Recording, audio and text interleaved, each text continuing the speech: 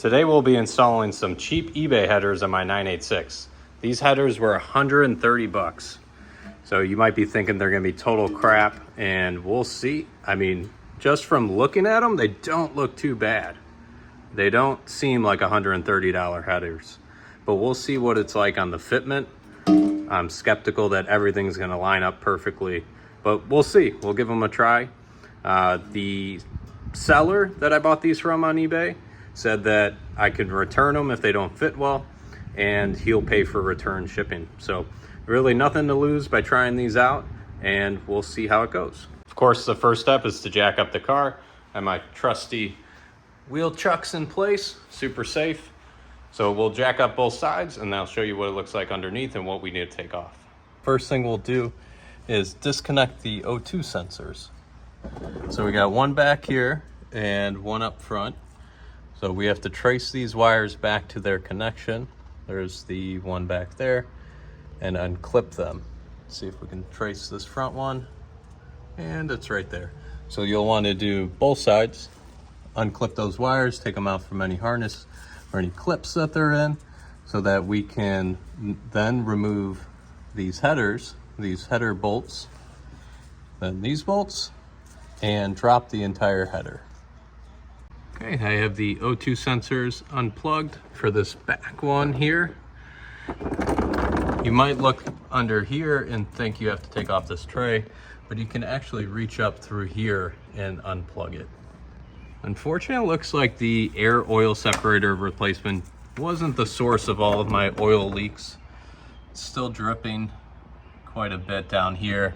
And if I shine the light up here, the bottom of the oil fill tube, and I know it's tough to see still, but there's moisture all along the bottom of the oil fill tube. So I think there's still something going on there. I have one side out, so now I'll swap over the O2 sensors on this side to the new header. So these things are going to be on there pretty good. I'm using a 22 wrench and a rubber mallet to hit the wrench. We'll transfer this pre-cat sensor over to the new headers, and this post-cat O2 goes over to the secondary pipes. So if you're running the stock secondary pipes, this setup might not work for you. I believe you need aftermarket secondary pipes to be able to place this post-cat O2 sensor onto the secondary pipes. All right, I have the O2 sensor in the new header. I'm going to install this side first before I take off the other side. Just want to see how the fitment is on this side before I fully take off the other side. The headers came with new gaskets and new bolts, so we'll be throwing these on. Well guys, as expected, fitment is not good. So it bolted up to the engine just fine, but going to the secondary pipes, these bolts just don't line up. So if you line up one of them, you can see on the top, it is not even close to lining up. So I don't see how these could even work. I think I don't think I'll have to take these off and send them back. Another way to see how bad the fitment is on these headers is looking at these gaskets. This is the old gasket, that's the new one.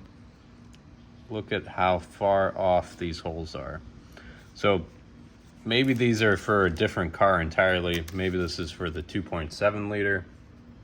In the eBay listing, they even said 3.2 liter. So these should line up exactly. They're not even close. So this isn't gonna work at all.